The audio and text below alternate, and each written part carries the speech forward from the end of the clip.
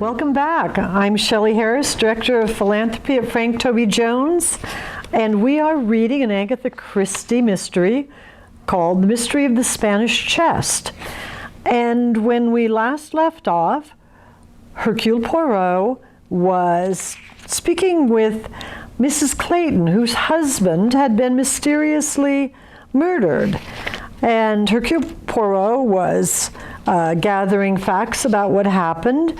And so we left off when he asked Mrs. Clayton, "Tell me now about the events of the evening. What time were you invited?" 8:15 for past. "And just what kind of party was it to be?" "Well, there would be drinks and a kind of buffet supper, usually a very good one. Foie gras and hot toast, smoked salmon. Sometimes there was a hot rice dish.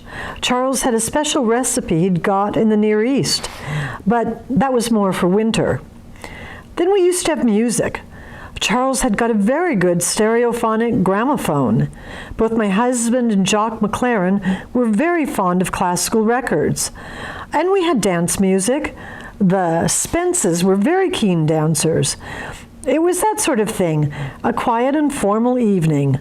Charles was a very good host." "Well, and this particular evening, it was like other evenings there? You noticed nothing unusual, nothing out of place?" "Out of place?" She frowned for a moment. "When you said that, I know, it's gone. There was something." She shook her head again. "No, to answer your question, there was nothing unusual at all about that evening. We enjoyed ourselves. Everyone seemed relaxed and happy." She shivered, and to think that all the time. Poirot held up a quick hand. "Do not think. This business that took your husband to Scotland, how much do you know about that?" "Not very much. There was some dispute over the restrictions on selling a piece of land which belonged to my husband. The sale had apparently gone through, and then some sudden snag turned up." "What did your husband tell you exactly?" "Well, he came in with a telegram in his hand. As far as I remember, he said, 'This is most annoying. I shall have to take the night train to Edinburgh and see Johnson first thing tomorrow morning.' Too bad, when one thought the thing was going through smoothly at last. And then he said, 'Shall I ring up Jock and get him to call for you?' And I said, 'Nonsense, I'll just take a taxi.' And he said that Jock or the Spences would see me home. I asked, did he want anything packed, and he said he'd just throw a few things into a bag and have a quick snack at the club before catching the train. And then he went off, and that's the last time I saw him." Her voice broke a little on the last words. Poirot looked at her very hard. "Did he show you the telegram?" "No." "A pity." "Well, why do you say that?" He did not answer that question. Instead, he said briskly, "Now to business. Who are the solicitors acting for Major Rich?" She told him, and he made a note of the address. "Will you write a few words to them and give it to me? I shall want to make arrangements to see Major Rich. He's been called to duty for a week." "Naturally, that is the procedure. Will you also write a note to Commander McLaren and to your friends the Spences? I shall want to see all of them, and it is essential that they do not once show me the door." When she rose from the writing desk, he said, "One thing more. I shall register my own impressions, but I want yours as well, of Commander McLaren and of Mr. and Mrs. Spence." "Well, Jock is one of our oldest friends. I've known him ever since I was a child. He appears to be quite a dour person, but he's really a dear. Always the same, always to be relied on. He's not amusing, but he's a tower of strength, and both Arnold and I relied on his judgment a lot." "And he also is doubtless in love with you?" Poirot's eyes twinkled slightly. "Oh, yes," said Margarita happily. "He's always been in love with me, but by now it's become a kind of habit." "And the Spences?" Well, they're amusing and very good company. Linda Spence is really rather a clever girl. Arnold enjoyed talking with her, and she's attractive, too. Are you friends? She and I, in a way, I don't know that I really like her. She's too malicious. And her husband? Oh, Jeremy is delightful, very musical, knows a good deal about pictures, too. And he and I go to film shows, and we spend some time together. Oh, well, I shall see for myself. He took her hand in his. I hope, madame, you will not regret asking for my help. Why should I regret it? Her eyes opened wide. One never knows, said Poirot cryptically. And I don't know, he said to himself as he went down the stairs. The cocktail party was still in full spate, but he avoided being captured, and he reached the street. No, he repeated, I do not know. It was of Margarita Clayton he was thinking. That apparently childlike candor, that frank innocence, was it just that? Or did it mask something else? Excuse me. There had been women like that in medieval days, women on whom history had not been able to agree. He thought of Mary Stuart, the Scottish queen. Had she known that night in the Kirk of Fields of the deed that was to be done, or was she completely innocent? Had the conspirators told her nothing? Was she one of those childlike, simple women who can say to themselves, I do not know, and believe it? He felt the spell of Margarita Clayton, but he was not entirely sure about her. Such women could be, though innocent themselves, the cause of crimes. Such women could be, in intent and design, criminals themselves, though not in action. Theirs was never the hand that held the knife. As to Margarita Clayton, no, he did not know. Hercule Poirot did not find Major Rich's solicitors very helpful. He had not expected to do so. They managed to indicate, though without saying so, that it would be in their client's best interest if Mrs. Clayton showed no sign of activity on his behalf. His visit to them was in the interests of correctness. He had enough pull with the Home Office and the CID to arrange his interview with the prisoner. Inspector Miller, who was in charge of the Clayton case, was not one of Poirot's favorites. He was not, however, hostile on this occasion, merely contemptuous. Can't waste much time over the old dodderer, he had said to his assisting sergeant before Poirot was shown in. Still, I'll have to be polite. You'll really have to pull some rabbits out of a hat if you're going to do anything with this one, Monsieur Poirot, he remarked cheerfully. Nobody else but Rich could have killed the bloke. Except the valet. Oh, I'll give you the valet, as a possibility, that is, but you won't find anything there. No motives whatever. You cannot be entirely sure of that. Motives are very curious things. Well, he wasn't acquainted with Clayton in any way. He's got a perfectly innocuous past, and he seems to be perfectly right in his head. I don't know what more you could want. I want to find out that Rich did not commit the crime. To please the lady, eh? Inspector Miller grinned wickedly. She's been getting at you, I suppose. Quite something, isn't she? Find the woman with a vengeance. If she'd had the opportunity, you know, she might have done it herself. That, no. You'd be surprised. I once knew a woman like that. Put a couple of husbands out of the way without a blink of her innocent blue eyes. Broken-hearted each time, too. The jury would have acquitted her if they'd had half a chance, which they hadn't, the evidence being practically cast iron. Well, my friend, let us not argue. What I make so bold is to ask for a few reliable details on the facts. What a newspaper prints is news, but not always truth. Well, they have to enjoy themselves. What do you want? Time of death as near as can be. Which can't be very near because the body wasn't examined until the following morning. Death is estimated to have taken place from 13 to 10 hours previously. That is, between 7 and 10 o'clock the night before. He was stabbed through the jugular vein, and death must have been a matter of moments. And the weapon? A kind of Italian stiletto, quite small and razor sharp. Nobody has ever seen it before or knows where it comes from. But we shall know in the end. It's a matter of time and patience. It could not have been picked up in the course of a quarrel. No, the valet says no such thing was in the flat. What interests me is the telegram, said Poirot. The telegram that called Arnold Clayton away to Scotland. Was that summons genuine? No, there was no hitch or trouble up there. The land transfer, or whatever it was proceeding normally. Then who sent that telegram? I am presuming there was a telegram?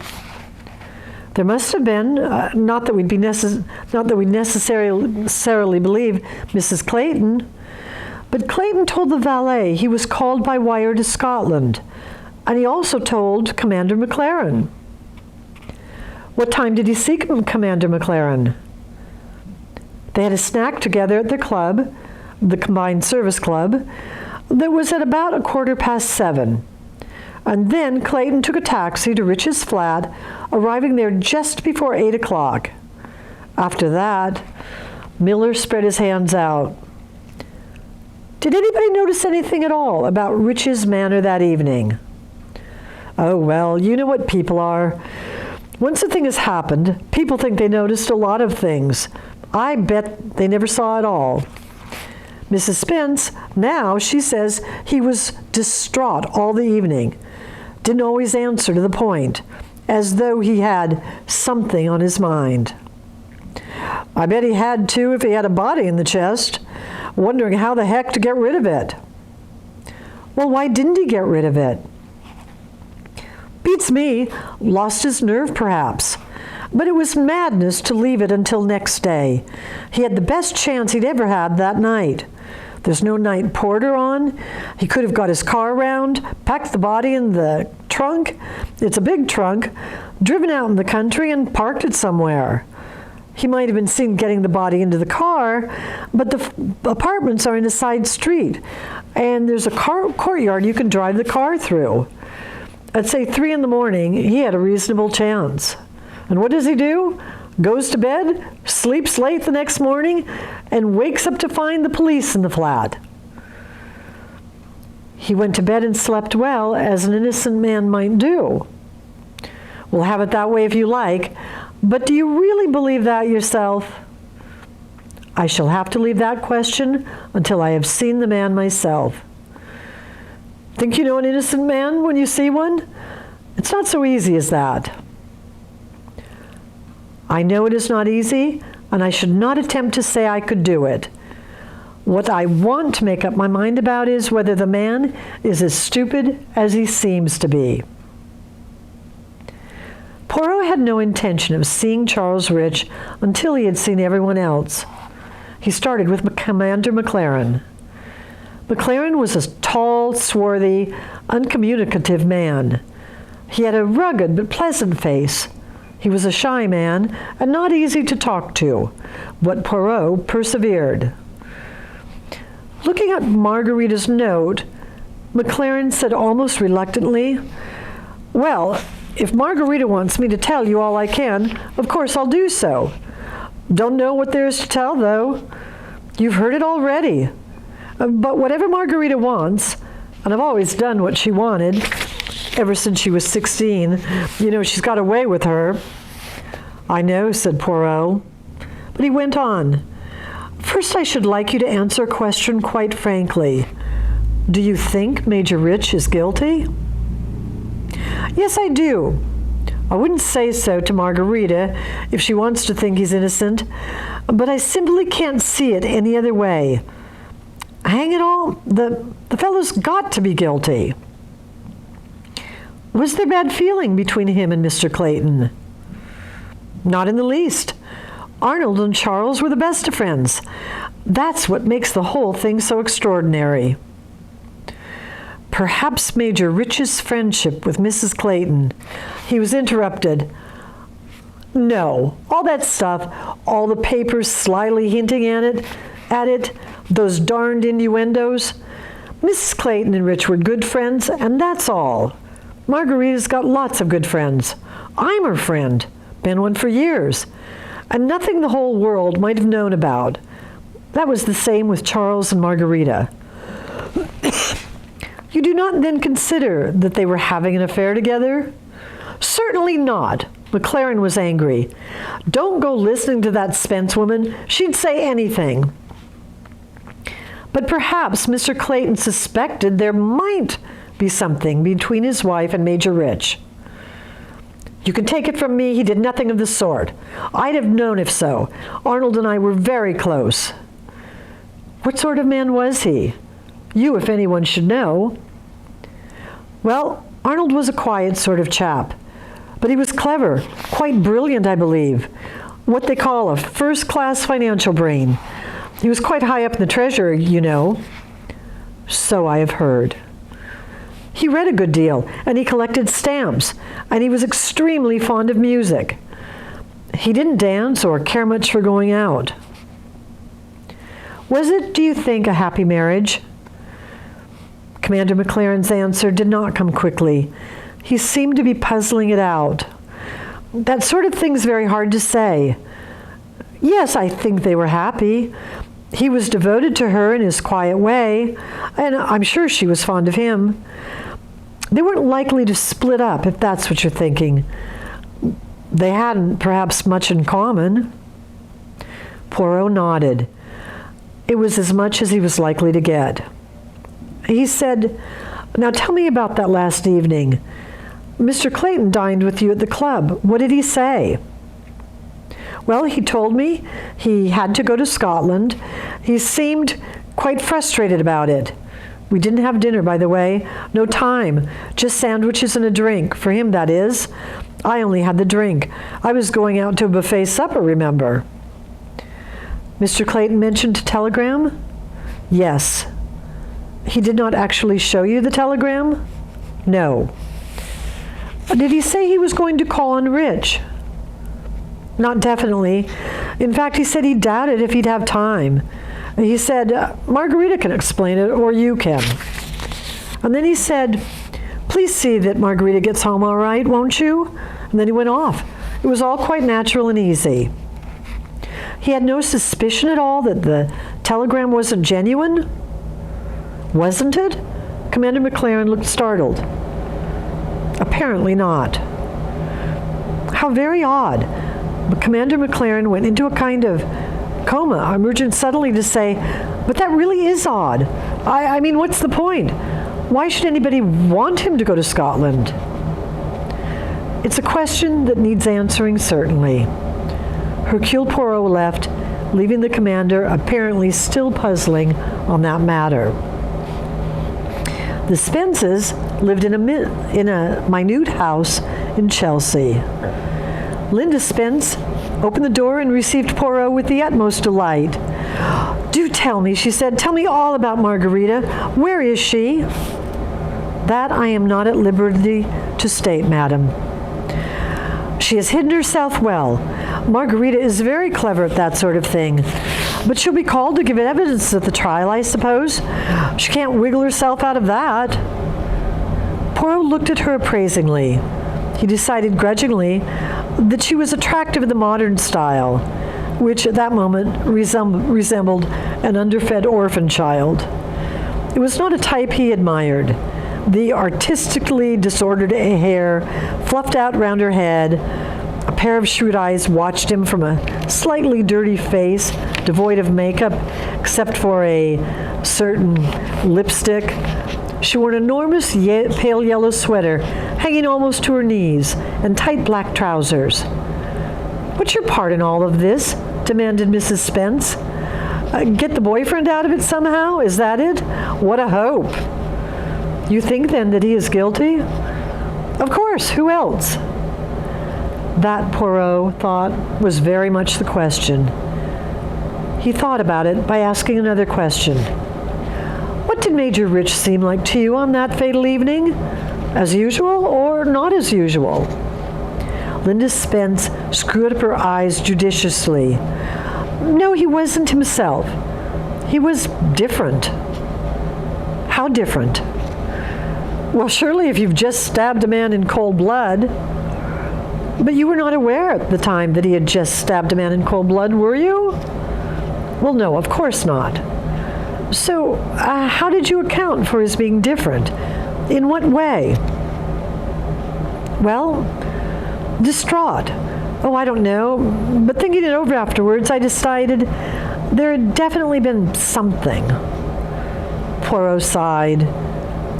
Who arrived first? Well, we did, Jim and I, and then Jock, and finally Margarita. When was Mr. Clayton's departure for Scotland first mentioned? When Margarita came, she said to Charles, Arnold's terribly sorry. He's had to rush off to Edinburgh by the night train. And Charles said, oh, that's too bad. And then Jock said, sorry, thought you already knew. And then we had drinks. Major Rich at no time mentioned seeing Mr. Clayton that evening? He said nothing of his having called in on his way to the train station? Well, no, not that I heard.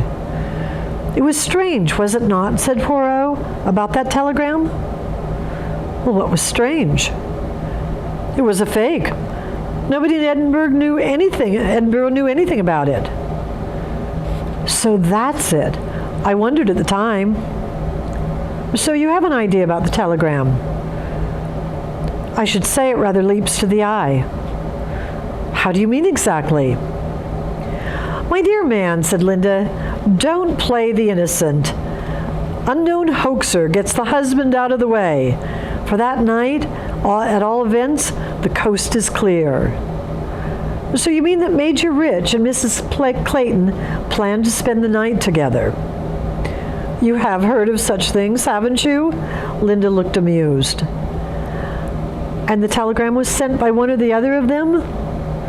Well, it wouldn't surprise me. Major Rich and Mrs. Clayton were having an affair together, you think? Well, let's say I shouldn't be surprised if they were. I don't know it for a fact. Did Mr. Clayton suspect? Arnold was an extraordinary person. He was all bottled up, if you know what I mean. I think he knew, but he was the kind of man who would never have let on. Anyone would think he had no feelings at all. But I'm pretty sure he wasn't like that underneath. The strange thing is that I should have been much less surprised if Arnold had stabbed Charles than the other way around. I've an idea Arnold was really an insanely jealous person. That's interesting. Though it's more likely, really, that he'd have done in Margarita. You know, Othello or that sort of thing. Margarita, you know, had an extraordinary effect on men. She's a good-looking woman, said Poirot, with an understatement. It was more than that. She had something. She would get men all worked up, mad about her, and then turn around and look at them with a sort of wide-eyed surprise that drove them balmy. Oh, the femme fatale. That's probably the foreign name for it. So you know her well. My dear, she's one of my best friends, and I wouldn't trust her an inch. Ah, said Poirot, and then he shifted the subject to Commander McLaren. Jock, Old Faithful, he's a pet, born to be the friend of the family. He and Arnold were really close friends. I think Arnold unbent to him more than to anyone else. And of course, he was like Margarita's tame cat. He'd been devoted to her for years. And was Mr. Clayton jealous of him, too? Jealous of Jock? What an idea! Margarita is genuinely fond of Jock, but she's never given him a thought of that kind. I don't think really that one would. I don't know why. It seems a shame. He's so nice. Poirot switched to a consideration of the valet, but beyond saying vaguely that he mixed a very good cocktail, Linda Spence seemed to have no idea about Burgess, and indeed seemed barely to have noticed him. but she was quite quick in the uptake. You're thinking, I suppose, that he could have killed Arnold just as easily as Charles could? It seems to me madly unlikely. That remark depresses me, madam. But then it seems to me, though you will probably not agree, that it is madly unlikely, not that Major Rich should kill Arnold Clayton, but that he should kill him in just the way he did. Stiletto stuff? Yes, definitely not in character. More likely the blunt instrument. Or he might have strangled him, perhaps. Poirot sighed. We're back at Othello. Yes, Othello. You have given me there a little idea. Have I? What? There was the sound of a latchkey and an opening door. Oh, here's Jeremy. Do you want to talk to him too? Jeremy Spence was a pleasant-looking man of 30-odd, well-groomed and almost ostentatiously discreet. Mrs. Spence said that she had better go and have a look at a casserole in the kitchen, and she went off, leaving the two men together. Jeremy Spence displayed none of the engaging candor of his wife. He was clearly disliking very much being mixed up in this case at all, and his remarks were carefully non-informative. They had known the Claytons some time, Rich not so well. He had seemed a pleasant fellow, or as far as he could remember, Rich had seemed absolutely as usual and himself the evening in question. Clayton and Rich always seemed on good terms, and the whole thing seemed quite unaccountable. Throughout the conversation, Jeremy Spence was making it clear that he expected Poirot to leave as soon as possible. He was civil, but only just so. I am afraid, said Poirot, that you do not like these questions? Well, we've had quite a session of this with the police, and I rather feel that's enough. We've told all we know or saw, and now I would like to forget it. You have my sympathy. It is most unpleasant to be mixed up in this, to be asked not only what you know or what you saw, but perhaps even what you think. Best not to think. But what can one avoid it? Do you think, for instance, that Mrs. Clayton was in this too? Did she plan the death of her husband with Rich? Good Lord, no. Spence sounded shocked and dismayed. I'd no idea that there was any question of such a thing. Has your wife not suggested such a possibility? Oh, Linda, you know what women are. Always got their knife into each other. Margarita never gets much of a show from her own friends. A darn sight. She's too attractive. But surely this theory about Rich and Margarita planning murder, that's unbelievable. Well, such things have been known. The weapon, for instance. It is the kind of weapon a woman might possess rather than a man. Do you mean the police have traced it to her? They can't have. I know nothing, said Poirot truthfully, and he escaped hastily. From the consternation on Spence's face, he judged that he had left the gentleman something to think about. So we're going to finish the story for today, and next week we will find out the real mystery behind the Spanish chest. Thank you, and have a wonderful week.